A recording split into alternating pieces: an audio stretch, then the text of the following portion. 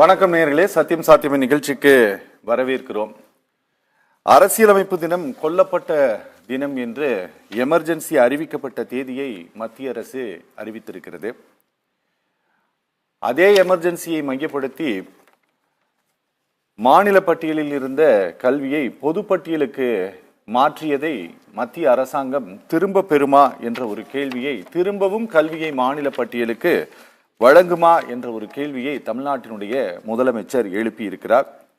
இப்படி ஒரு குரல், இந்த எமர்ஜென்சி தொடர்பாக மத்திய அரசு ஒரு உத்தரவை பிறப்பித்த பிறகு, ஒரு அரசாணையை பிறப்பித்த பிறகு இந்தியாவிலிருந்து முதல் முறையாக ஒரு மாநில முதலமைச்சரால் எழுப்பப்பட்டிருக்கிறது. அரசு உதவி பெறக்கூடிய தொடக்க பள்ளிகளுக்கும் தமிழ்நாடு அரசாங்கம் நடைமுறைப்படுத்தி கொண்டிருக்கக்கூடிய காலை உணவு திட்டத்தினுடைய விரிவாக்க திட்ட விழாவில் அதை தொடங்கி வைத்து தமிழ்நாட்டினுடைய முதலமைச்சர் அதை பேசியிருக்கிறார். இந்த இரண்டு விஷயங்கள் குறித்தும் பேச இருக்கிறது இந்த அமர்வு. அரசு பள்ளிகளில் படிக்கக்கூடிய குழந்தைகளுக்கு மட்டுமே வழங்கப்பட்டு வந்த காலை உணவு இனி அரசாங்கத்தினுடைய உதவி பெற்று செயல்படக்கூடிய தொடக்க பள்ளிகளில் பயிலக்கூடிய குழந்தைகளுக்கும் இந்த உணவு வழங்கப்பட இருக்கிறது.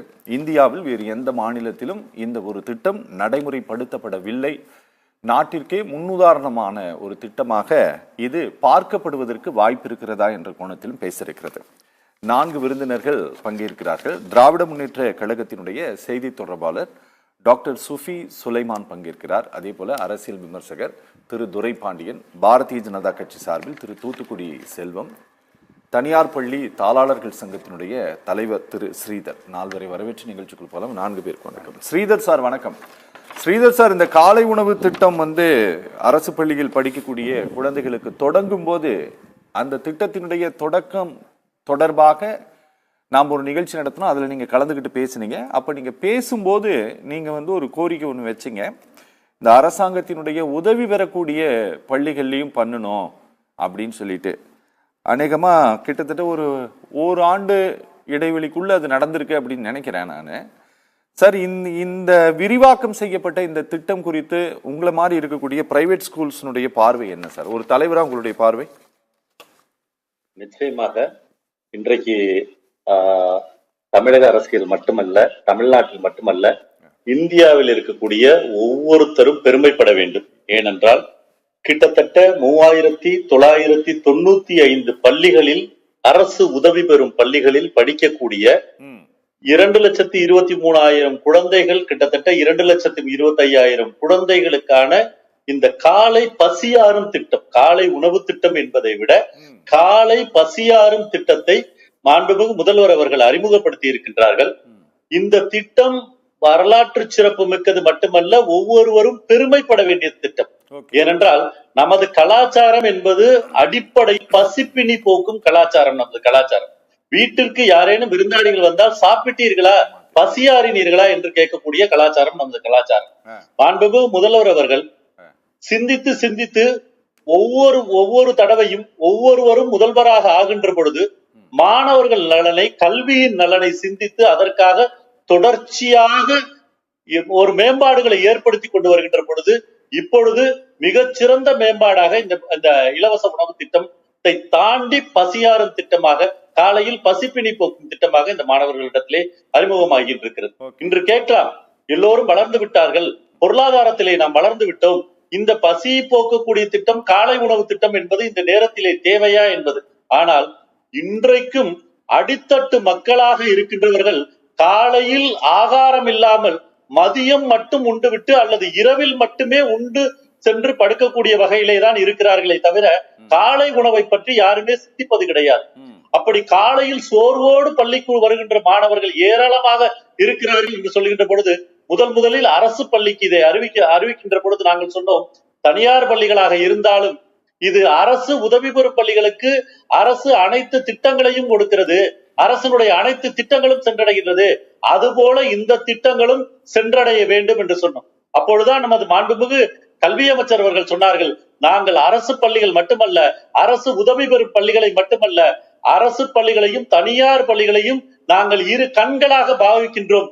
ஏனென்றில் தமிழ்நாட்டில் மட்டுமல்ல, இந்தியாவிலேயே மிகச்சிறந்த கல்வியில் மிகச்சிறந்தமாக மாநிலமாக மாற்றுவதற்கு தனியார் பள்ளிகள் பங்களிப்பும் மிக மிக அவசியமாக இருக்கின்றது என்பதை இந்த அரசு உணர்ந்திருக்கிறது என்று சொன்னார்கள். ஆகவே அந்த விதத்திலே முதற்கட்டமாக அரசு உதவி பெறும் பள்ளிகளுக்கு இதை விரிவுபடுத்துகின்ற பொழுது மிக மிக பாராட்டத்தக்க ஒரு திட்டம். மிக சிறந்த நல்ல நாளிலே முதல் மாணவர்களுக்கு பசியை போக்க வேண்டும் என்ற எண்ணம் கொண்ட பெருந்தலைவர் காமராஜர் பிறந்த தினத்தன்று இந்த திட்டத்தை அறிவிப்பது அரசியலை தாண்டி ஏழை மாணவர்களை, எளிய மாணவர்களை தமிழக முதல்வர் அவர்கள் எவ்வாறு நேசிக்கிறார்கள். அதோடு மட்டுமல்லாமல் கல்வி கற்கின்ற பொழுது மிக இயல்பாக சுதந்திரமாக அவர்கள் கல்வி கற்க வேண்டும். பசியோடு அவர்கள் இருந்து மயங்கி அந்த கல்வியை கற்கக்கூடாது, பசியாறி விட்டு கற்க வேண்டும், அதிலையும் தரமானதை கொடுக்க வேண்டும் என்ற நோக்கத்தோடு இந்த திட்டம் என்று விரிவுபடுத்திருக்கிறது. இதற்காக மாண்புமிகு முதல்வர்களுக்கு நன்றி தெரிவித்துக் கொள்கின்றோம். அதே போல எங்களுக்கான ஒரு திட்டத்தையும் முதல்வர் அவர்கள் அறிவித்திருக்கிறார்கள். வருகின்ற 4ஆம் தேதி, அடுத்த மாதம் 4ஆம் தேதி யாரெல்லாம் உயர் மதிப்பெண் எடுத்தார்களோ, யாரெல்லாம் செண்டம் எடுத்திருக்கிறார்களோ, எந்த பள்ளியெல்லாம் செண்டம் வாங்கி இருக்கிறதோ, அரசு பள்ளிகளை கௌரவித்தது போல தனியார் பள்ளிகளையும் நாங்கள் கௌரவிக்க இருக்கின்றோம். அந்த தேர்வு முறையை, ஏனென்றால் தேர்வு என்பது எல்லோருக்கும் பொதுவாக இருக்கிறது. எல்லோரும் ஒரே கேள்வித்தாளில் தான் தேர்வு எழுதுகிறார்கள். எல்லோரும் ஒரே மாதிரி தேர்வு மையத்தில் தான் தேர்வு எழுதுகிறார்கள். தேர்ச்சி என்பது ஒரே மாதிரியாக இருக்கிறது. ஆகவே அனைவரையும் பாராட்ட வேண்டும் என்ற நோக்கத்திலே அந்த முயற்சியை முதல்வர் அவர்கள் எடுத்துக்கொண்டிருக்கிறார்கள். கல்வியில் சிறந்த தமிழ்நாடு என்பதை கல்வியில் மேம்பட்ட தமிழ்நாடு என்று மாற்ற வேண்டும் என்ற இலக்கோடு செயல்பட்டுக் கொண்டிருக்கிறார்கள். மாண்புமிகு முதல்வர் அவர்களும் மாண்புமிகு பள்ளிக்கல்வித்துறை அமைச்சரும் என்று சொன்னால் அது மிகையாகாது. அந்த வகையிலே இன்றைக்கு இந்த செயல்படுத்தி இருக்கின்ற திட்டத்திற்காக மாண்புமிகு முதல்வர் அவர்களை வணங்கி போற்றுவதில் எந்தவித தயக்கமும் யாருக்கும் இருக்காது என்று கருதுகிறேன். சார், நீங்க கொஞ்சம் கவர்மெண்ட் சப்போர்ட்டட் பர்சன் அப்படிங்கிறதுனால நீங்க இப்படி பாராட்டி பேசுறீங்களா, இல்ல உண்மையாலுமே இந்த மாதிரி ஒரு திட்டம் இந்தியாவில் வேற எந்த ஸ்டேட்லயும் இல்லைங்கிறதுனால பாராட்டுறீங்களா? இல்லை, இந்தியாவில் இந்த போல எந்த ஒரு திட்டமும் இல்லை என்பதற்காக மட்டும் பாராட்டவில்லை. இது தொடர்ச்சியாக நடைபெறுகின்ற திட்டம். மாணவர்களுக்கு ஊக்கப்படுத்துவது என்பது காமராஜர் ஆட்சி காலத்தில் தொடங்கி என்றைக்கு பள்ளிகளை வீதிதோறும் பள்ளிகளை திறந்தார்களோ அன்றிலிருந்து இன்று வரை தொடர்ச்சியாக அதில் தொய்வே ஏற்படாமல் நடத்தப்படுகின்ற திட்டம். காலை உணவு திட்டமாக இருந்தது, மதிய உணவு திட்டமாக புரட்சித்தலைவரால் ஆரம்பிக்கப்பட்டது. மதிய உணவு திட்டத்திற்கு சத்துணவு திட்டம் என்று பெயர் வைத்து அவர்கள் ஆரம்பித்தார்கள். இதில் எந்த விதமான மாற்றமும் இல்லை. அதையும் நாங்கள் பாராட்டினோம். கட்சி சார்ந்து அரசியல் சார்ந்து எதுவும் இதில் இல்லை. நாங்கள் எப்பொழுதுமே நடுநிலை வகிக்கக்கூடியவர்கள், கல்வியில் என்னென்னலாம் மாற்றம் வருகின்றதோ அதற்கு ஊக்கம் கொடுக்கக்கூடியவர்கள். நீங்க கொஞ்சம் தெளிவா இன்னும் கொஞ்சம் புரிஞ்சுக்கிட்டீங்கன்னா பரவாயில்லன்னு நினைக்கிறேன். எனக்கு இந்த மதிய உணவு திட்டம் பெரும்பாலான mid day school meal plans central கவர்மெண்டே அதுக்கு ஒரு ஃபண்ட் எல்லாம் கொடுக்குதுன்னு வச்சுக்கோங்களேன். ஆனா இந்த மார்னிங் இந்த பிரேக்ஃபாஸ்ட் கொடுக்கறது, இந்த திட்டம் இந்தியாவில் வேற எங்க இருக்கு? அது ஒண்ணு சொல்லுங்க. ரெண்டாவது, அதுல இந்த அரசு உதவி பெறும் எய்டட் ஸ்கூல்ஸுக்கும் இந்த மாதிரியான ஒரு பிளான் இருக்கா?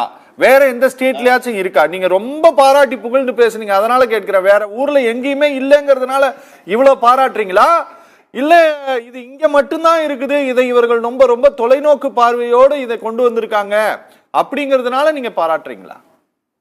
இல்ல, இதுல பாராட்டுதல் என்பது நல்லதை செய்யும் பொழுது நாம் கண்டிப்பாக பாராட்டித்தான் ஆக வேண்டும். அதில் எந்த விதமான மாற்று கருத்தும் யாருக்குமே இருக்க முடியாது. ஏனென்றால் எந்த மாநிலத்திலும் இல்லாத அளவுக்கு பசிப்பிணியை போக்கியதால் தான் தமிழ்நாடு கல்வியில் சிறந்த மாநிலமாக வந்தது. அதில் மாற்று கருத்து யாருக்குமே இருக்க முடியாது.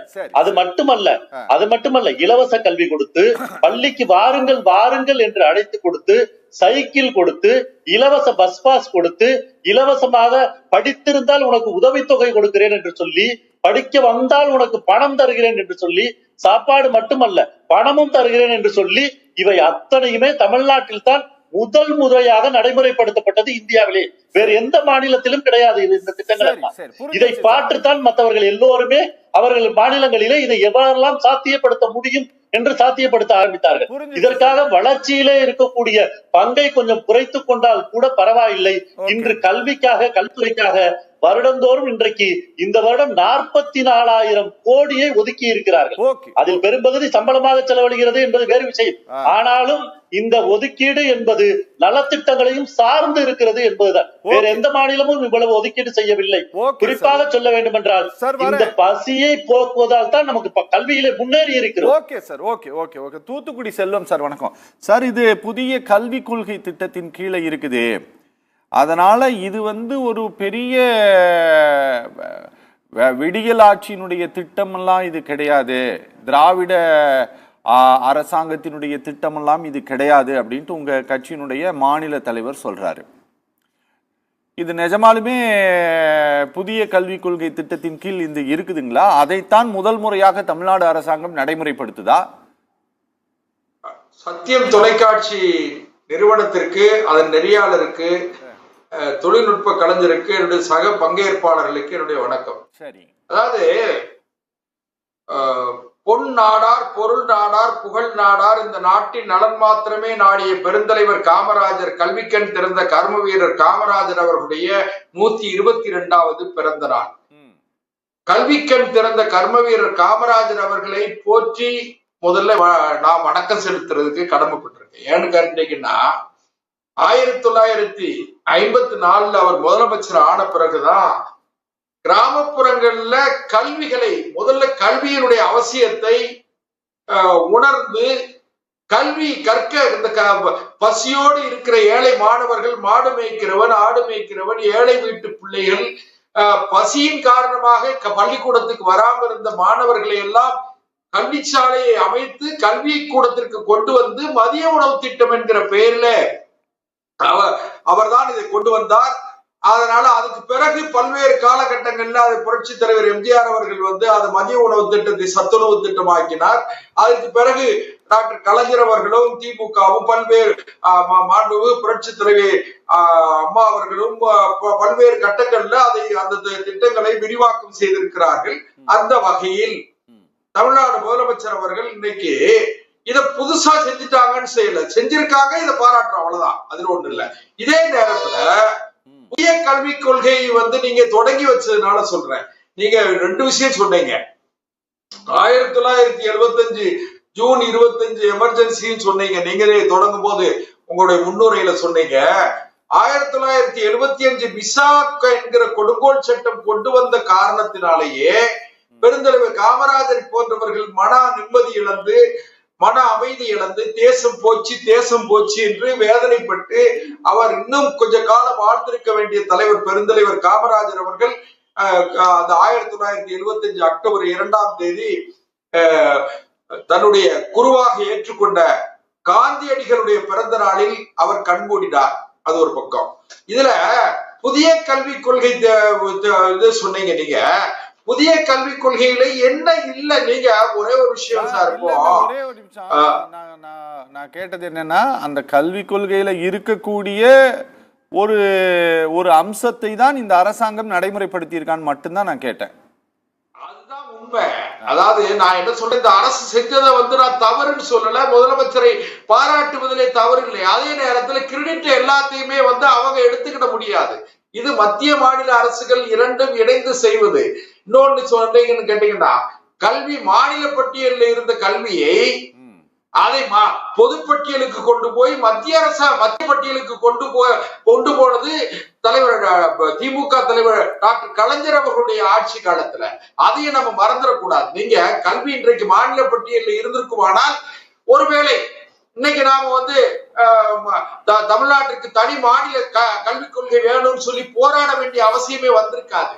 ஆனா அது எதுக்காக நான் சொல்ல வரேன்னு கேட்டீங்கன்னா, நீங்க சொன்னது சரியா, கரெக்டா? அது எதுனே திமுக ஆட்சி காலத்துலதான் அப்படி போனதுன்னு சொன்னது கரெக்டா?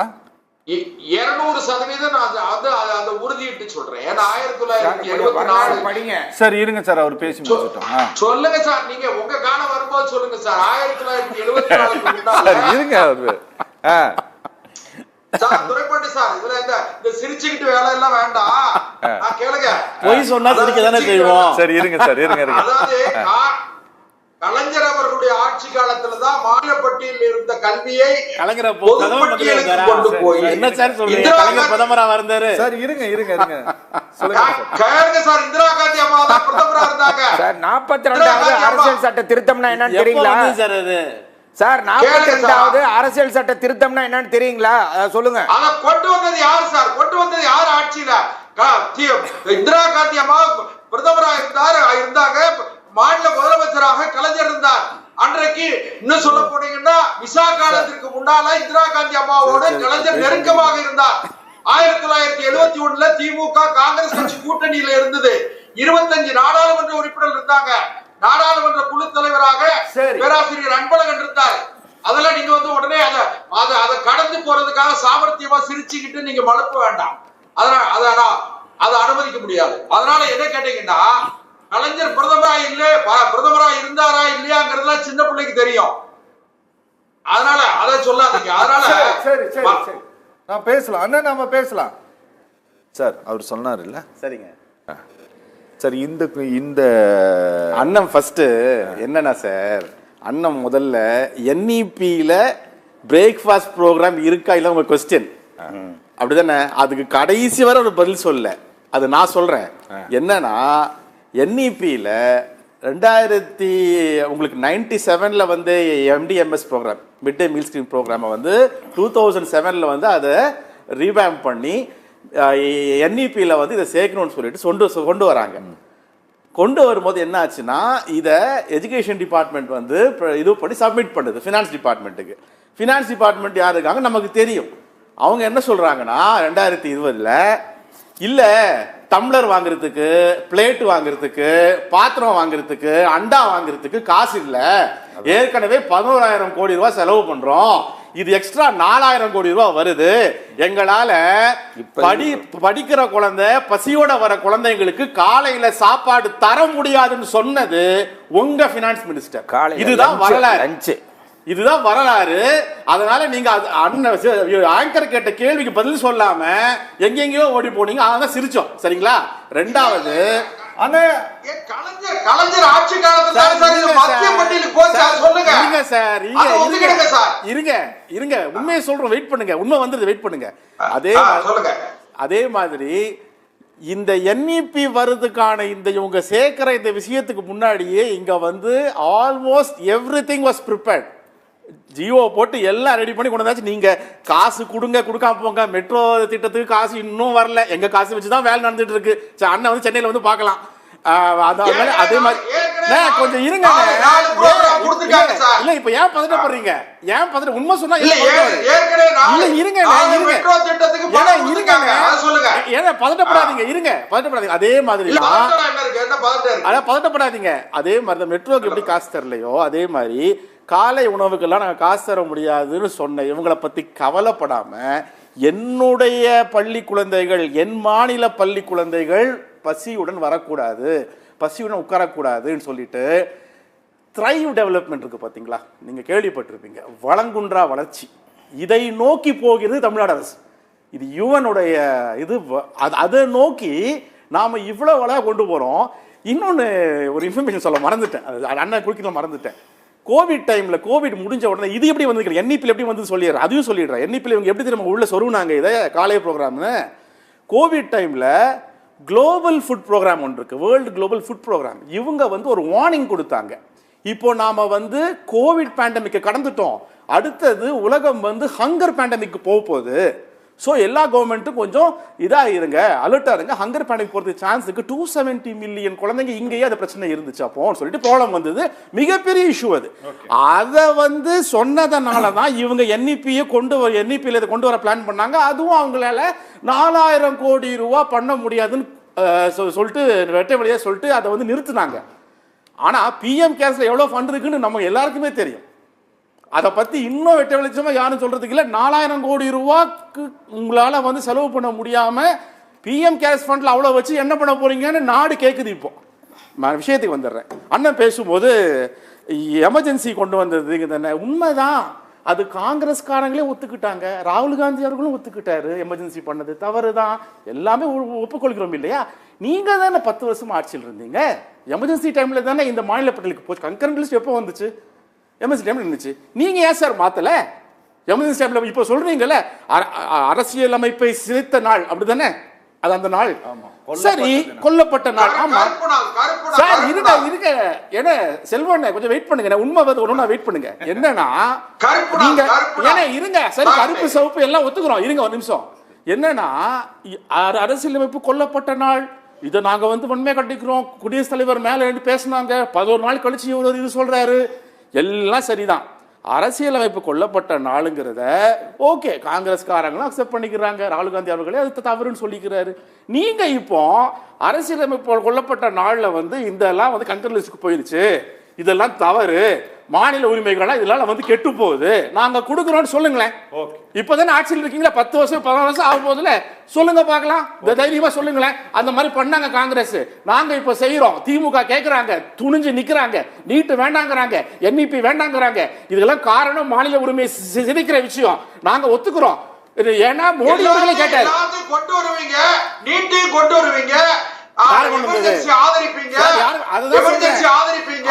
சிட்டி பாபு இல்ல, சிட்டி பாபு செத்து போவாரு, சாத்தூர் பாலகிருஷ்ணன் செத்து போவாரு. சண்டை போடாதீங்கண்ணே, இருங்கண்ணே, நீங்க வெயிட் பண்ணுங்க, நீங்க பேசுங்க. நீங்க ரொம்ப அவசரப்படுறீங்க, கோவப்படுறீங்க, பதட்டப்படுறீங்க, வெயிட் பண்ணுங்க. இல்ல என்னன்னா சிட்டி பாபு நாடாளுமன்ற உறுப்பினர் சிட்டி பாபு இறந்தது எதனால? எமர்ஜென்சி இல்ல சார். சார் இருங்க சார், அதுதான் சொல்றேன்ல சார், அது இந்திரா காந்தி அவர்களே ஒப்புக்கொண்டார், ராகுல் காந்தி அவர்களும் ஒப்புக்கொண்டார். நீங்க ஏன் இப்ப என்ன பண்றீங்கன்னா கேள்வி. சரி, இப்போ நீங்க ஏன் அந்த மாநில உரிமைகளை பாதுகாக்க நீங்க ஏன் அத கன்கரண்ட் லிஸ்ட்ல இருந்து இது கொண்டு வரல ஸ்டேட் லிஸ்ட்? அத சொல்லுங்க. ஓகே. துரைபாண்டியன் சார் ரொம்ப முக்கியமான கேள்வியை மத்திய அரசை நோக்கி எழுப்பி இருக்கிறார் தமிழ்நாட்டினுடைய முதலமைச்சர். ரொம்ப சாதாரணமாக ஒரு சாப்பாடு சம்பந்தமான ஒரு நிகழ்ச்சியில இந்த கொஸ்டினை அவரு ரைஸ் பண்ணி, கல்வி சம்பந்தமான நிகழ்ச்சி, சாப்பாடு போடுற நிகழ்ச்சி, விரிவாக்கம் பண்ற திட்டத்துல ரொம்ப அவர் கேட்ட கேள்வி கீழே உட்காந்துருந்த குழந்தைங்களுக்கு புரியுமா புரியாதான்னு கூட நமக்கு தெரியாது. இது ஒரு பெரிய அரசியல் நிகழ்ச்சியில் அவர் இந்த கொஸ்டினை ரைஸ் பண்ணல. ஆனா இன்னைக்கு எஜுகேஷன் சிஸ்டத்தையே இவங்க மாற்றணும்ட்டு வேலை செஞ்சுட்டு இருக்காங்க. நீங்க இங்க இருக்கக்கூடிய கல்வி முறையவே மாற்றணும் அப்படின்ட்டு இங்க இருக்கக்கூடிய கவர்னர்ஸ் எல்லாம் பேசிட்டு இருக்காங்க. அப்போ இன்னைக்கு முதலமைச்சர் எழுப்பி இருக்கக்கூடிய இந்த கேள்வி அப்படிங்கிறது மத்திய அரசால் முதல்ல பொருட்படுத்தப்படுமா? இல்லை, நான் அதுக்கு பதில் சொல்லிடுறேன். அதுக்கு முன்னாடி இன்னைக்கு ஒரு முக்கியமான நாள், காமராஜருடைய பிறந்த நாள். மதிய உணவு திட்டத்தை முதல்ல சிங்காரவேலர் தான் கார்பரேஷனில் கொண்டு வந்தார் அவருடைய பகுதியில். அதுக்கப்புறம் தியாகராய செட்டியார் இவங்கெல்லாம் கொண்டு வந்தாங்க. அதை மேம்படுத்தியவர் கர்ம வீரர் காமராஜர். அப்போ காமராஜர்கிட்ட பல பத்திரிகையாளர் கேள்வி கேட்பாங்க. இப்போ அண்மையில் ஒரு புத்தகம் வெளிவந்தது, கலைஞர் தான் வெளியிட்டார், வீரபாண்டியன் எழுதிய ஒரு புத்தகம், ஆகட்டும் பார்க்கலாம்னு ஒரு புத்தகம். காமராஜரை பார்த்து 3 கேள்விகள் கேட்கப்படுகிறது. நீ 3 கிலோமீட்டருக்குள்ளே ஒரு ஆரம்ப பள்ளி தொடங்கின, நல்ல விஷயந்தான். 5 கிலோமீட்டருக்குள்ளே ஒரு நடுநிலைப் பள்ளியை தொடங்குனீங்க, அதுவும் நல்ல விஷயந்தான். ஆனால் ஏன் மத்தியான சோறு போடணும்னு சொன்னீங்கன்னு கேட்டான். நீங்கள் ஏன் புத்தகம் கொடுக்கணும்னு சொன்னீங்கன்னு கேட்டாங்க. நீங்கள் ஏன் சீருடை வழங்க வேண்டும் என்று கேள்வி கேட்டாங்க. அதுக்கு அவர் பதில் சொன்னார், என்னல நீங்களாம் படித்தவங்களா இருக்கீங்களே, உங்களுக்கே ஒன்றும் தெரியாமல் கேள்வி கேட்குறீங்களே, மத்தியான சோறு வாங்கறதுக்கு அந்த பிள்ளைங்க பள்ளிக்கூடத்துக்கு போகும்ல, அப்போ அது காதில் ஆனா உழுவும்லன்னார் காமராஜர். புத்தகம் ஏழை வீட்டு பிள்ளை தானே கவர்மெண்ட் ஸ்கூலுக்கு படிக்க வருது, புத்தகம் நம்ம வாங்கி கொடுக்கலன்னா அந்த பிள்ளை எப்படி பார்த்து படிக்கும் சொன்னார். அப்புறம் சீருடையை பற்றி கேட்டார்கள். சீருடைக்கு அவர் சொன்னார், ஒரு குழந்தை பட்டாடை உடுத்தி கொண்டு பக்கத்திலே உட்கார்ந்து இருக்கும், இன்னொரு குழந்தை கிழிஞ்ச ஆடையா அணிந்திருக்கும். அப்போ அந்த வேறுபாடு என்பது சின்ன குழந்தைய மனசில் பதிந்துவிடும் என்ற காரணத்தினால் நான் சீருடையை கொண்டு வந்தேன் என்று சொன்னார். எனவே அந்த காமராஜர் பிறந்த தினத்தில் இன்னைக்கு தமிழக முதல்வர் பேசியிருக்கிற பேச்சு ஒரு அற்புதமான பேச்சு. அவர் குழந்தைகளுக்கான சத்துணவு திட்டத்தை பற்றிலாம் பேசிட்டு நீங்கள் பார்த்தீங்கன்னா இன்னைக்கு இந்திய நாட்டில் 67 லட்சம் குழந்தைகள் பட்டினியால் இருக்கிறார்கள். இதை நான் சொல்லல, கவர்மெண்ட் ஆஃப் இந்தியாவுடைய clinical ஸ்டடியோட report.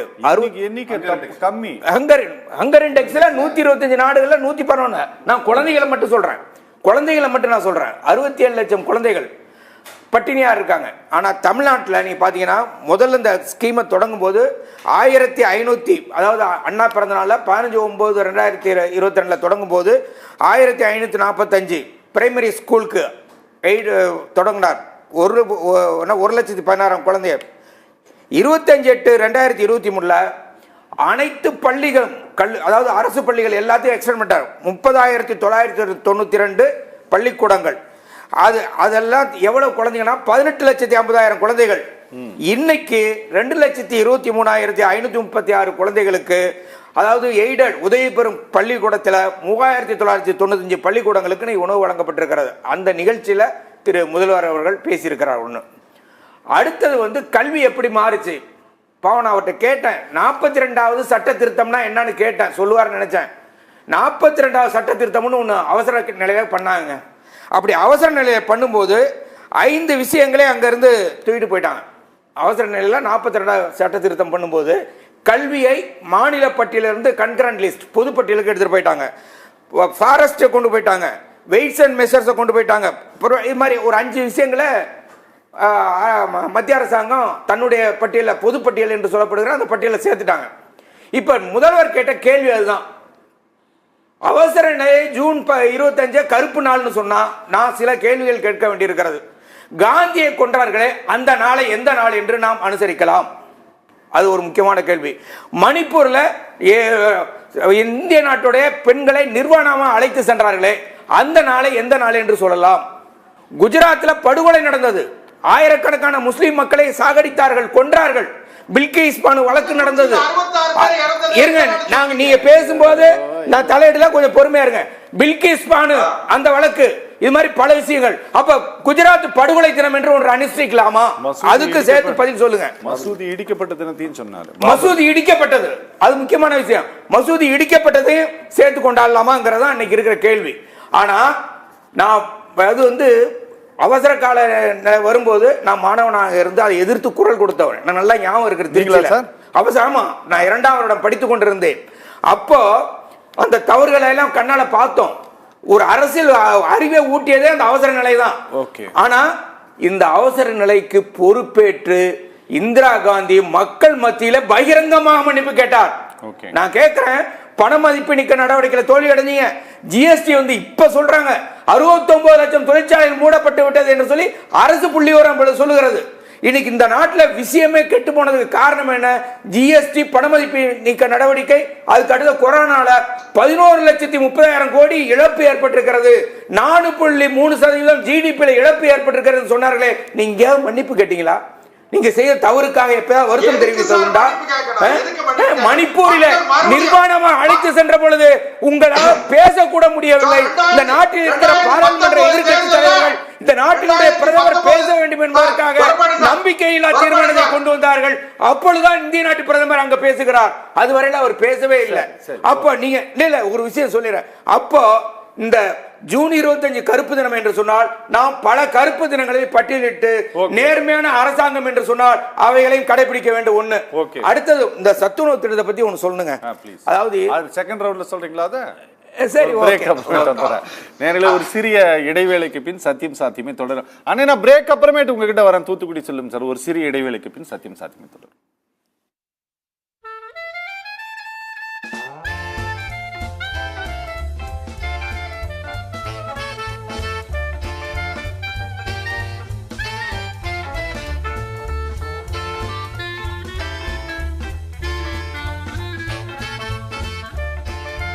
The school was designed by a parent. Olive Tree Global School CBSE. Admissions open.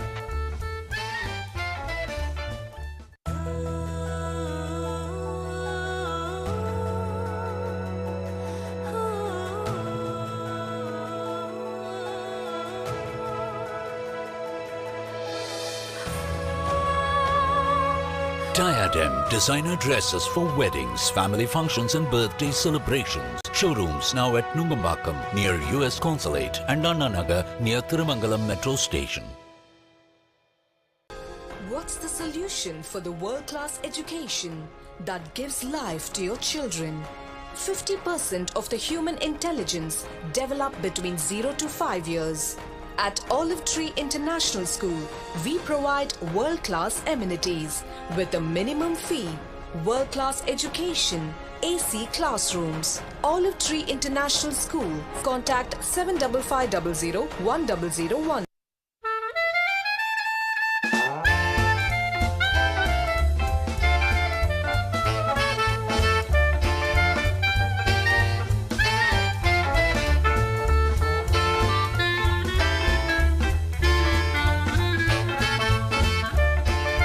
The school was designed by a parent. Olive Tree Global School CBSE. Admissions open.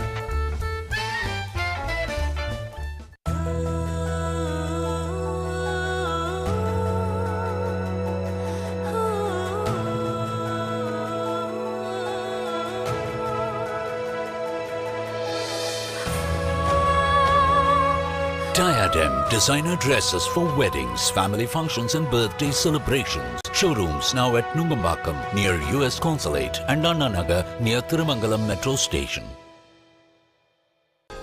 What's the solution for the world-class education that gives life to your children?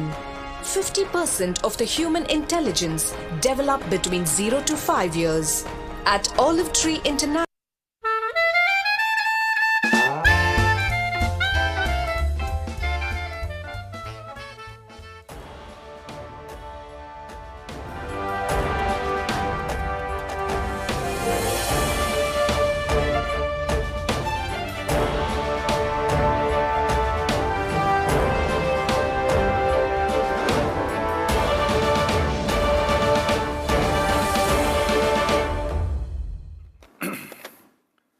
சத்தியம் சாத்தியம் தொடர்கிறது. Thoothukudi Selvam sir, உங்களுக்கு நான் போதிய நேரம் கொடுக்காம போயிடக்கூடாது அப்படிங்கிறதுக்காகவே உங்ககிட்ட முதல் சுற்று வந்துட்டேன். நிறைய பேசியிருக்காங்க. இல்ல 2 பேரும் நிறைய பேசியிருக்காங்க. கிட்டத்தட்ட 3 பேருமே ஒரே மாதிரி சப்போர்ட்டடவா பேசின மாதிரி உங்களுக்கு தோணலாம். அதனால நீங்க சொல்ல நினைக்கிறத நீங்க முழுமையாக சொல்லுங்க. நீங்க சொல்றதை வச்சு நான் அவங்க கிட்ட கேள்வி கேட்டுக்கிறேன். சரியா? அதாவது 8வது அட்டவணையில அரசியல் சட்டம் தொடங்க எழுதப்படும் போது 14 மொழிகள் தான் இருந்தது. பிற்காலத்துல பல்வேறு காலகட்டங்கள்ல 8 மொழிகளை வந்து அத பட்டியலில் சேர்த்து, மொழி பட்டியலில் சேர்த்து 22 மொழிகள் அட்டவணையில் இருக்கு. நான் இன்னும் கூட இப்ப என்ன சொல்றேன்னா, நானும் ஒரு காலத்துல திராவிட இயக்கத்துல ரொம்ப தீவிரமாய் இருந்தவன் தான். ஆனா இப்ப என்னன்னு கேட்டீங்கன்னா, தமிழ் மட்டும், அதாவது தமிழ் ஆட்சி மொழியாகுவதற்கும் திராவிட இயக்கத்தால கொண்டு வர முடியல. ஏன்னா திராவிட இயக்கம் வந்து திமுகவும் சரி, அண்ணா திமுகவும் சரி, நீண்ட கால மத்திய அரசாங்கத்திலே, அதுவும் மரியாதைக்குரிய அடல் பிகாரி வாஜ்பாய் காலமாகட்டும், அல்லது டாக்டர் மன்மோகன் சிங் காலமாகட்டும், அல்லது மொரார்ஜி சரண்சிங் காலமாகட்டும், எல்லா காலங்களிலும் மத்திய அரசிலே பங்கெடுத்திருந்தும் கூட இன்னைக்கு வரைக்கும் தமிழை வந்து மத்திய ஆட்சி மொழியாக ஆக்க முடியல. ஒண்ணு. ரெண்டாவது, அபிஷியல் இந்த கோர்ட் லாங்குவேஜ் ஆக்க முடியல. அதை விட்டுருங்க. நீங்க இப்போ 75 சுதந்திரத்தின அந்த கருப்பு நாளை 75 அந்த எமர்ஜென்சி அவசர நிலை பிறந்த அந்த சட்டத்தை முதலமைச்சர் நினைவுபடுத்திய காரணத்தாலதான் நாம சொல்ல வேண்டியது ஆயிப்போச்சு. இல்லைன்னா அது சொல்ல வேண்டிய அவசியம் இல்ல. என்ன காரணம்? 1975 ஜூன் பேச விடுங்க தயவு செஞ்சு ப்ளீஸ். அவரு எங்களை பேசவே விடலையே. ஆனா ஓடிட்டு வந்தாரு. சார் ஒரு நிமிஷம் பேச. 74 சுதந்திரம் வந்து கருப்பு தினமா ஏதோ சொன்னீங்களே, என்ன சொன்னீங்க சார்? கருப்பு தினம், கருப்பு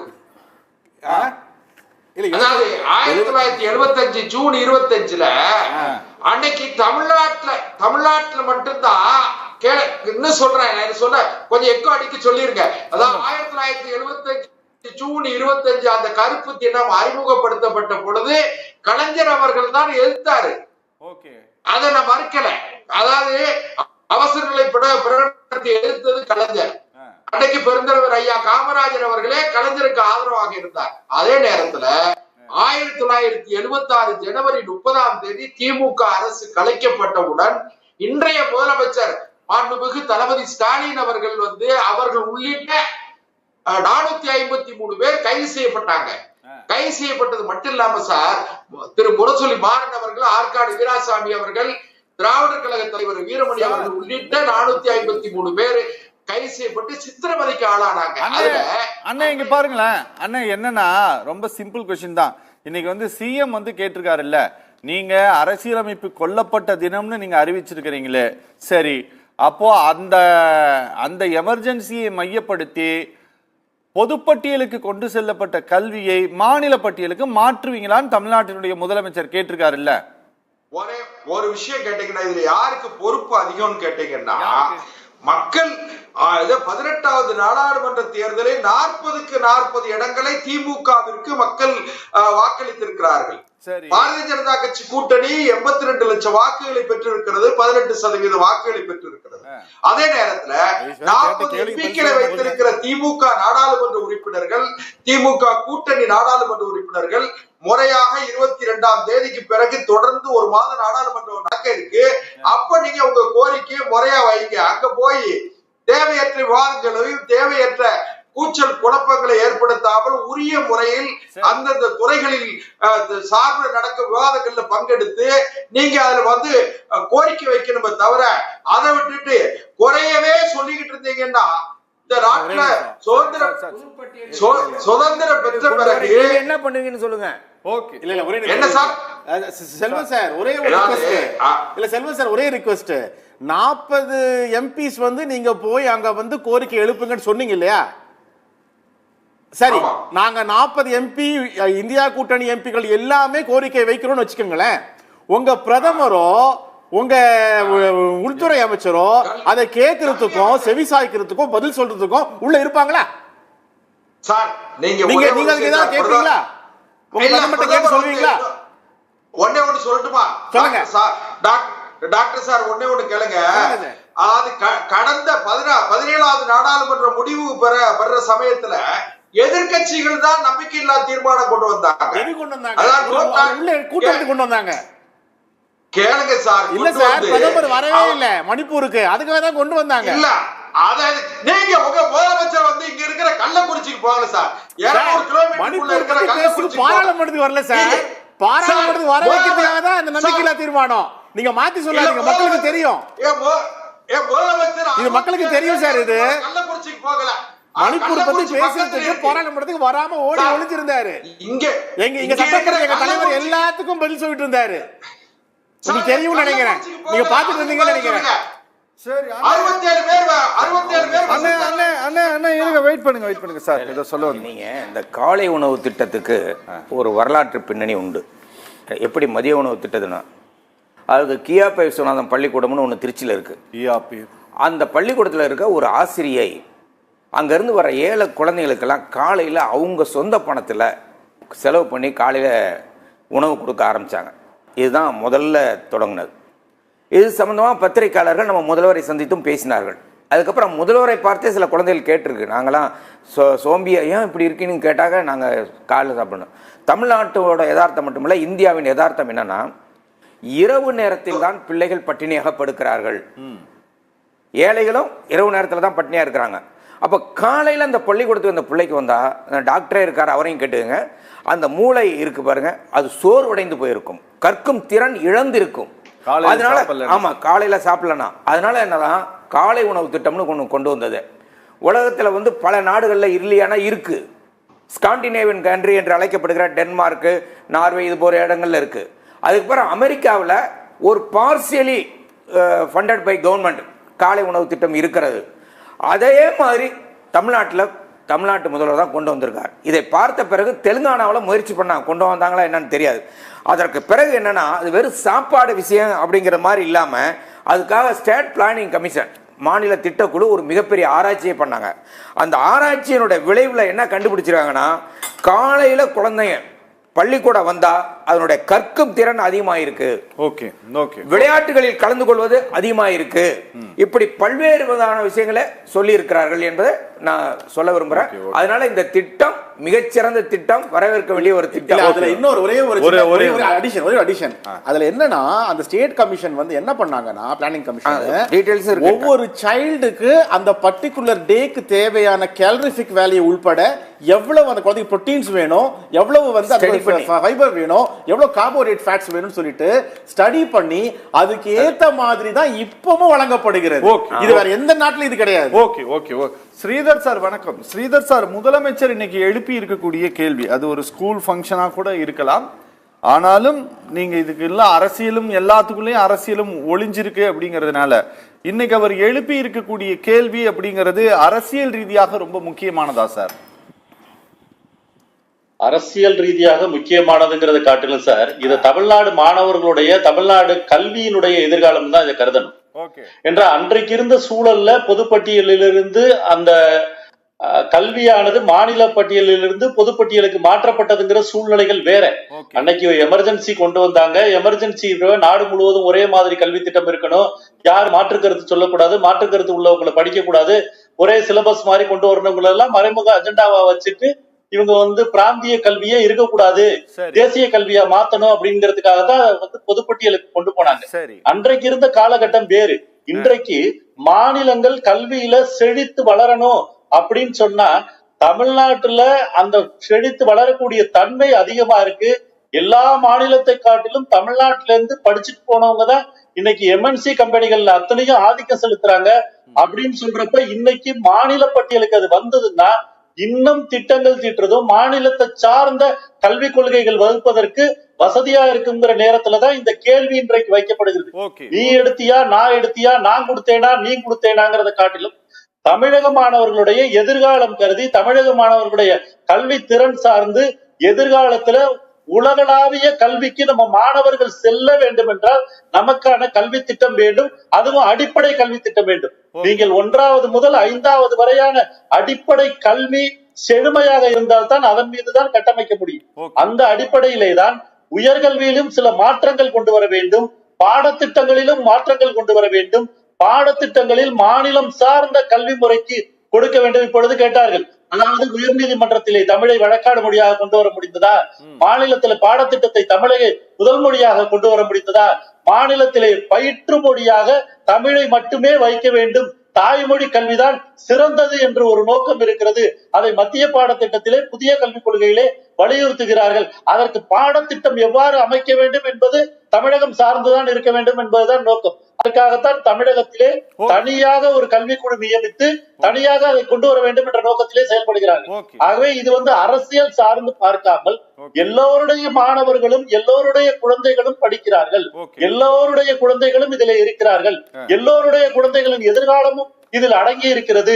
நாம் சிறந்ததை இன்னும் சிறந்ததாக மாற்ற வேண்டும் என்ற நோக்கத்தோடு தான் இதை நாம் பார்க்க வேண்டுமே தவிர இன்றைய காலகட்டத்திற்கு எது அவசியமோ, இன்றைய தேவைக்கு எது அவசியமோ, ஒரு காலத்திலே மன்னர் மானியம் இருந்தது, ஒரு காலத்திலே மன்னராட்சி இருந்தது, அது ஒழிக்கப்பட்டது. மன்னர்களுக்கு மானியம் கொடுத்தார்கள், அது ஒழிக்கப்பட்டது. இது போல ஒவ்வொரு காலகட்டத்திலே நிலம் அதிகமாக வைத்திருந்தார்கள், நில உரிமை சட்டம் கொண்டு வந்து ஒழிக்கப்பட்டது. பேருந்துகள் தேசிய உடைமையாக்கப்பட்டன. இது போன்ற ஒவ்வொரு மாதிரியான புரட்சிகரமான திட்டங்களை காலத்திற்கு ஏற்ப கொண்டு வரும்பொழுதுதான் அந்த சமுதாயம் மேம்படும். எங்களை போன்ற கல்வியாளர்கள் நாங்கள் தனியார் பள்ளிகள் நடத்தினாலும் கூட நாங்கள் சமுதாய சிந்தனையோடு தான் அத்தகைய பள்ளிகளை நடத்தி கொண்டிருக்கின்றோம். இந்த சமுதாயத்திற்கு மிக சிறந்தவர்களை அளிப்பதில் எங்களுடைய பங்கும் அதிகமாக இருக்கிறது. எங்களிடத்திலே கல்வி கற்று சென்றவர்கள் மிக சிறந்தவர்களாக சமுதாயத்திற்கு பங்களிப்பை கொடுத்திருக்கிறார்கள். அந்த வகையிலே மாநிலத்திற்கான பாடத்திட்டங்கள், மாநிலத்திற்கான கல்விக் கொள்கைகள் இருக்கும் பொழுது இன்னும் சிறப்பாக செயல்பட முடியும் என்பதுதான் எங்களது வேண்டுகோளாகவும் நோக்கமாகவும் இருக்கிறது. டாக்டர், அதாவது இது இந்த எமர்ஜென்சி தொடர்பாக இது ஒரு பெரிய வரலாற்று பிழை அப்படிங்கிற இந்த ஒரு விமர்சனம், அதை அரசியல் களத்திற்கு கொண்டு போவது, இது எல்லாம் இவ்வளவு காலம் பேசிக்கிட்டே இருந்தாங்க. 75க்கு பிறகுலேருந்து இந்த எலெக்ஷன் வர பேசிக்கிட்டே இருந்தாங்க.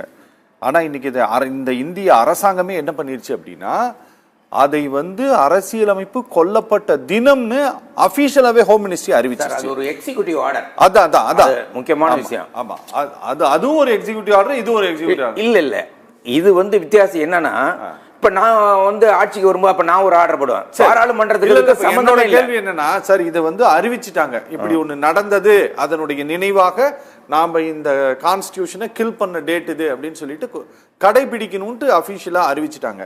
இதை மையப்படுத்தி தான் இன்னைக்கு முதலமைச்சர் ஒரு கேள்வியை எழுப்பியிருக்காரு. நீங்க திரும்ப இதை கொடுப்பீங்களா? கரெக்டுங்களா சார்? இந்த கேள்வி நாடு முழுவதும் இருக்கக்கூடிய முதலமைச்சர்கள் அவசியமாக எழுப்ப வேண்டிய கேள்வியா, எல்லோரையும் ஒருங்கிணைக்க வேண்டிய ஒரு இடத்துக்கு இன்னைக்கு திமுக வந்திருக்கா சார்? நிச்சயமா. 2-3 வருஷத்துக்கு முன்னாடி all India social justice federation எப்படி தலைவர் ஸ்டார்ட் பண்ணாரோ, அதுக்கப்புறம் எப்படி அதன் மூலம் இந்தியா கூட்டணி முழுமையாக சேர்ந்ததோ, எப்படி நீட்டுக்கான முதல் குரல் இங்கிருந்து வந்ததோ, நீட்டு ஒழிப்புக்கான முதல் குரல் இங்கிருந்து வந்ததோ, அதை எப்படி இப்போ அடுத்தடுத்த மாநிலங்கள் ஆமா இவங்க தமிழ்நாடு முன்னோடியா இருந்தாங்க, அவங்க அப்பமே சொன்னாங்க this is not an exam, this is an business சொல்லிட்டு இன்னைக்கு ஒவ்வொரு ஸ்டேட்டும் சொல்ல ஆரம்பிச்சிருக்காங்க இல்லையா? அதே வழியில இப்போ இதுவும் வரும். காரணம் என்னன்னா, தமிழ்நாடு முதல்வர் ஏதாவது ஒன்று சொன்னால் அதில் வரலாறு இருக்கும், தமிழ்நாடு முதல்வர் ஏதாவது ஒன்று சொன்னால் அது அடுத்த தலைமுறையின் வளர்ச்சியாக இருக்கும் சொல்லிட்டு இன்னைக்கு ஒவ்வொரு ஸ்டேட்டும், ஏன் பாஜக ஆள்ற மாநிலங்கள் கூட பார்க்கும். அதுதான் உண்மை. அதான் சொல்ல வரேன், பாஜக ஆளக்கூடிய மாநிலங்கள் கூட பார்க்கும். காரணம் என்னன்னா, அயோத்தியில நடந்த பிரச்சாரத்துல ஓப்பன் ஸ்டேட்மெண்ட் அவங்க சொல்றது நம்ம எல்லாருக்குமே தெரியும். 400 சீட் வந்தாதான் இந்திய அரசியலமைப்பை மாற்ற முடியும்னு சொன்னாங்களா இல்லையா? அப்போ அது வராம போன பயம் தான் மோடி அவர்களுக்கு இந்த மாதிரிப்பட்ட நாள் குறிக்கெல்லாம் வச்சுட்டு இருக்கிறது. இந்த எக்ஸிக்யூட்டிவ் ஆர்டர்லாம் போடாங்க பாத்தீங்களா, இதுக்கெல்லாம் காரணம் அந்த பயம் தான். ஏன்னா தனக்கு தனி மெஜாரிட்டி இல்லை. இன்னொன்னு சொல்ல போனா இன்னைக்கு மிக முக்கியமான விஷயம், ராஜ்யசபாலையும் அவங்க மைனாரிட்டியா இருக்காங்க, லோக்சபாலையும் மைனாரிட்டி, ராஜ்யசபாலையும் மைனாரிட்டி. 86 சீட் தான் ராஜ்யசபால. அப்போ 2 இடத்துலயுமே மைனாரிட்டியா இருக்கும் போது இவர்கள் நினைத்ததை எல்லாம் நடத்த முடியாது என்பதன் பயம் வந்து விட்டது. அதே நேரத்தில் தெற்கிலிருந்து ஒரு குரல் ஓங்கி ஒலிக்கும் போது அதற்குண்டான விளைவு எப்படி இருக்கும்னு தெரியும். அதற்கான விளைவு பொறுத்திருந்து பாருங்க. இப்போ தலைவர் சொல்ற இந்த மாநில பட்டத்துக்கு கல்வி சேரக்கூடிய விஷயம் கல்வி மட்டுமல்ல, கன்கரண்ட் லிஸ்ட்ல வேற என்ன எல்லாம் மாநில உரிமைகள் இருந்து பிடுங்கப்பட்டதோ அனைத்தையுமே கொடுக்க வேண்டிய நிர்பந்தத்திற்கு பாஜக அரசு செல்லும். அதை கொடுக்க நிர்பந்தப்படுத்துபவர்கள் கூட இருக்கிற ஆட்களாவே இருப்பாங்க. சரி, ஒரு விஷயம் நான் சொல்லிடுறேன். நான் முடிக்கிறேன். முதல்வர் வந்து கல்வியை மாநில பட்டியலில் கொண்டு வரும் என்று சொன்னது ஒரு ஐசோலேட்டட் இஷ்யூவா அவர் சொல்லல. ஐசோலேட்டட் தனி இஷ்யூவா சொல்லல. அது ஒரு integrated part of the new education பாலிசிலயும் வருது. மூணாவதுல எக்ஸாம் வைப்பீங்களா நீங்க, 5ஆவதுல எக்ஸாம் வைப்பீங்களா நீங்க, அப்புறம் 10ஆவதுல எக்ஸாம் வைப்பீங்க, 11ஆவதுல எக்ஸாம் வைப்பீங்க, 12ஆவதுல எக்ஸாம் வைப்பீங்க. இதெல்லாம் பண்ணி படிச்சு பாஸ் பண்ண அப்புறம் CUETன்னு ஒன்று இருக்கு. அது என்ன, college entrance examination university test, அந்த டெஸ்ட் வர வைப்பீங்க. அப்போ இது மாதிரி மாநில அரசாங்கத்துக்கு சம்மந்தம் இல்லாமல் நீங்கள் பாட்டு பரீட்சை நடத்துவீங்க. இப்போ மாநில அரசாங்கம் என்ன பண்ணிட்டு இருப்பாங்க? நீங்கள் ஒரு உதாரணம் சொல்கிறேன் பாருங்களேன். நீங்கள் engineering college join entrance exam நடத்துறீங்க. நான் என்ன சொல்கிறேன், சென்ட்ரல் கவர்மெண்ட்டில் இருக்கிற என்ஜினியரிங் காலேஜுக்கு நடத்திங்கிறோம் நாங்கள். அதே மாதிரி மாநிலத்தில் இருக்கிற மருத்துவ பல்கலைக்கழகங்களுக்கு நாங்கள் நடத்திக்கிறோம். நான் பணம் கொடுக்குறேன், நான் மேனேஜ் பண்ணுறேன், நான் பரீட்சை நடத்துகிறேன். ஆனால் நான் பணம், என்னுடைய பணத்தில் நீங்கள் பரீட்சை நடத்தி ஆளை சேர்க்கறத வேலையை வச்சுக்கிறது, அப்போ என்ன, அது மாநில உரிமைகளை தலையிடுற ஒரு விஷயம்.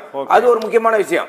அப்போ இதோட இன்னும் 2 விஷயங்கள் என்னன்னா, அவங்க வந்து அந்த கருப்பு தினம்னு அது it is an executive order. இன்னும் சொல்லணும் என்று சொன்னா, இந்த கவர்மெண்ட் ஆஃபீஸில் வேலை செய்யறாங்கல்ல, அவங்களுக்கு இவ்வளவு சம்பளம் கொடுக்கலாம், 30 ரூபா கொடுக்கலாம், 40 ரூபா கொடுக்கலாம், இதை மாற்றி அமைக்கலாங்கிற மாதிரி இவர் பாட்டுக்கு அரசியல் சட்டத்தில் கருப்பு தினம்னு ஒன்று அறிவிச்சிருக்காரு. It is an executive order. It has no sanction from the parliament of India.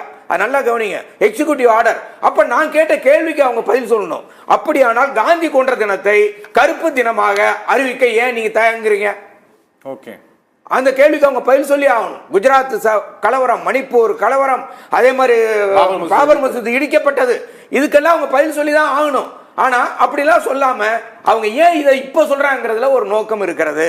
என்ன நோக்கம்னா, இவர்கள் அரசியல் சட்டத்தை ஒழிக்க பிறந்தவர்கள் என்று சொல்லி நாடு முழுவதும் ராகுல் காந்தி அரசியல் சட்டத்தை கையிலே வைத்துக் கொண்டு பிரச்சாரம் செய்தார்.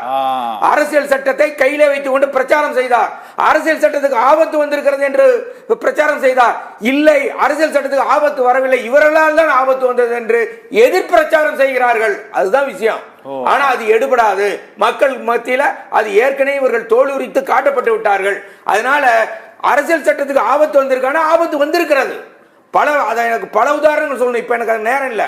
ஆனா அந்த ஆபத்தை தடுக்க வேண்டும் என்று சொன்னால், அது நான் சொல்லல, ஆர்கனைசர்ல 1949 டிசம்பர் மாதமே அந்த கட்டுரை எழுதப்பட்டது.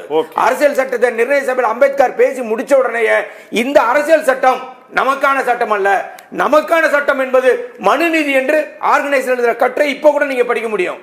அதனால இவரால் ஆபத்து வந்திருக்கிறது என்று சொன்ன ஒரு எதிர்வினை ஆற்றுவதற்காக கருப்பு தினம் என்று அறிவித்திருக்கிறார்கள். அப்படி என்றால் நிறைய கருப்பு தினங்கள் இருக்கிறது, அது நாட்டு மக்களிடம் கேட்டு அதையெல்லாம் அறிவிக்க வேண்டும். ஓகே, செல்வமண்ணே ஏதாவது நீங்க சொல்ல விரும்புறீங்களா? நீங்க தான் சொல்ல விரும்புறீங்களான்னு கேட்கல சார். ஏதாவது எங்களை எல்லாம் குறை சொல்லிட்டு சொல்ல விரும்புறீங்களா? அதாவது பாபா சாஹேப் அம்பேத்கர், டாக்டர் அம்பேத்கர் அவர்களே மனம் நொந்து அவரை தேர்தலில் தோக்கடிச்சு அவரே காங்கிரஸ் கட்சியே வேண்டான்னு சொல்லி வெளியே வர்றதுக்கு காரணமே காங்கிரஸ் கட்சி சார். பாபா சாஹேப் அம்பேத்கர் எல்லாம் கோட் பண்ணி பேசாதீங்க. இன்னொன்னு, நீட்டு கொண்டு வந்தது காங்கிரஸ் திமுக ஆட்சி. இவ்வளவு சங்கடங்களுக்கு உண்டாக்கி விட்டு இன்னைக்கு தீர்வை வந்து இப்ப மத்திய அரசாங்கம் இப்ப ஆட்சி அதிகாரத்துக்கு வந்து 18வது காங்கிரஸ் திமுக அமைச்சர் திமுக அமைச்சர் சம்பந்தம் பேசுறீங்க. எடப்பாடி பழனிசாமி ஆட்சியில வந்தது சார். நீட் எடுத்து படிங்க சார், தேதியை பாருங்க சார். கோபப்படுறாங்க, உண்மையை சொல்லுங்க. ஜெயலலிதா தமிழ்நாட்டுடைய முதலமைச்சரா இருக்கிறவர்ல, கலைஞர் முதலமைச்சரா இருக்கிறவர்ல, நீட் எக்ஸாம் தமிழ்நாட்டுக்கு வரவில்லை. எடப்பாடி பழனிசாமி ஆட்சியில தான் அது வந்தது. தப்பா சொல்லாதீங்க சார். இல்ல இல்ல எடப்பாடி சார் எக்ஸம்ஷன் வாங்குனாரு, கலைஞர் எக்ஸம்ஷன் வாங்குனாரு. நீங்க வந்து கலைஞர் ஆட்சி திமுக காங்கிரஸ் கூட்டணி ஆட்சி தான் நீட்டை கொண்டு வந்தது. நீட் தொடர்பான இது கொண்டு வந்தாங்கன்னு சொல்றேன். தமிழ்நாட்டில் அமல்படுத்தப்படவில்லை. கரெக்ட். சார் நீங்க முடிங்க. சும்மா இருங்க சார். நீங்க உங்களுக்கு தெரிஞ்சதா எல்லாத்தையும் நீங்க எங்க மேல திணிக்கிறதுக்கு பாருங்க. உங்களுக்கு தெரியல, அதான் பிரச்சனை. உங்களுக்கு தெரியாது, மத்தவங்களுக்கு தெரிஞ்சாங்க அப்படி சொல்றீங்க. இன்னொரு விஷயம் நான் சொல்லிடுறேன் சார். அவரை பேச விடுங்க சார். பாரதிய ஜனதா கட்சி மதிக்க தகுந்த அளவிற்கு மக்கள் மத்தியில செல்வாக்கு பெற்று தமிழ்நாட்டில் வளர்ந்து வருது. இன்னைக்கு நான் ஒண்ணு சொல்றேன், 240 இடங்கள் 2026 அண்ணாமலை தான் தமிழ்நாட்டோட முதலமைச்சர். அறிவிங்க சார். இல்ல நான் ஒரு விஷயம் 2026 அண்ணாமலை தான் தமிழ்நாட்டோட முதலமைச்சர். அண்ணாமலை அவர்களை முதல்ல NEP-ல என்ன இருக்குங்கறத தெளிவா பேச சொல்லுங்க. இன்னைக்கு பேசுறது மொத்தம் போய் எந்த விவரமும் தெரியாம பேசிட்டு இருக்காரு. இன்னைக்கு என்ன நடந்தே தெரியாம பேசிட்டு இருக்காரு. தமிழ்நாடு பாரதிய ஜனதா கட்சி தலைவர் அண்ணாமலை சொன்னதுல இன்னொரு முக்கியமான விஷயம் இருக்கு. இல்ல நான் ஒரே ஒரு நிமிஷம் முடிச்சிடறேன். என்னன்னா, திரு ராகுல் காந்தி அவர்கள் அவருடைய கட்சியோட தேர்தல் அறிக்கையில ஒரு விஷயம் தெளிவா சொல்லியிருக்காரு. நீட் போன்ற தேர்வுகள் அந்தந்த மாநில அரசுகளோடு, அதாவது அகில இந்திய அளவிலான தேர்வுகளை அந்தந்த மாநில அரசுகளோடு உட்கார்ந்து பேசிதான் நாங்கள் முடிவெடுப்போம் என்றும் ஒரு அறிவிப்பு செய்திருக்கிறார். ஒரு தகவலுக்காக. அதாவது சார் நீங்க ஒவ்வொரு பெண்களுக்கும் 1 லட்சம் ரூபாய், வருஷத்துக்கு 1 லட்சம் ரூபாய் தருவேன்னு சொன்னாரு சார். நீங்க குறைந்தபட்சம் நாங்க திரும்ப மாநில பட்டியலுக்கு கொண்டு வருவோம்னு சொல்லுங்க பாப்போம். சரி சரி சார். வரும் காலங்கள் வரும் பொழுது தேவை ஏற்பட்டால் அதற்கான திட்டங்களை மத்திய அரசு கொண்டு வரும். சரி, எல்லாரையும் அழிச்சப்புறமா நல்லது சார். ரொம்ப நன்றி நேயர்கள் மற்றும் நிர்வாகம் சார்பா. சார் நாங்க கடந்த முறை இதே இந்த நீட் சம்பந்தமான விவகாரம் பேசும்போது இப்ப நீங்க சொல்லிட்டு இருந்தீங்க இல்லையா, 3ஆவதுல இருந்து பரீட்சை இருக்கு, 12ஆவது முடிச்சதுக்கு அப்புறமேட்டு அரசு மற்றும் கலை அறிவியல் கல்லூரிகளுக்கும் இந்த என்ட்ரன்ஸ் எக்ஸாம் வைக்கிறாங்கன்ட்டு. அப்பதான் நாங்க மொத்த இந்தியாவுக்கான எஜுகேஷனுடைய பட்ஜெட் எவ்வளவு அப்படின்னு சொல்லி பார்க்கும்போது 1,18,000 கோடி, 1,18,000 கோடி. ஆனா இந்த நீட் எக்ஸாம்ல மட்டுமே புழங்கக்கூடிய பணம் 1.5 லட்சம் கோடி. ஆமா, அதாவது நீங்க வெறும் இந்த ஒரு எக்ஸாம்க்கு நான் சொல்றேன். இன்னும் நீங்க கலை அறிவியல் கல்லூரிக்கெல்லாம் நீங்க ஒவ்வொன்றுக்கும் வச்சுட்டு போனா entrance is a business sir. Kalaignar அதனால தான் ஒழிச்சாரு. Entrance is a business. சரி சரி, ரொம்ப நன்றி நேயர்கள் மற்றும் நிர்வாகம் சார்பா நிகழ்ச்சியில் பங்கேற்ற 4 பேருக்கு. நேயர்களே, நிகழ்ச்சி நிறைவு பெறுகிறது. மீண்டும் மற்றொரு நிகழ்ச்சியில் சந்திக்கலாம். நன்றி, வணக்கம்.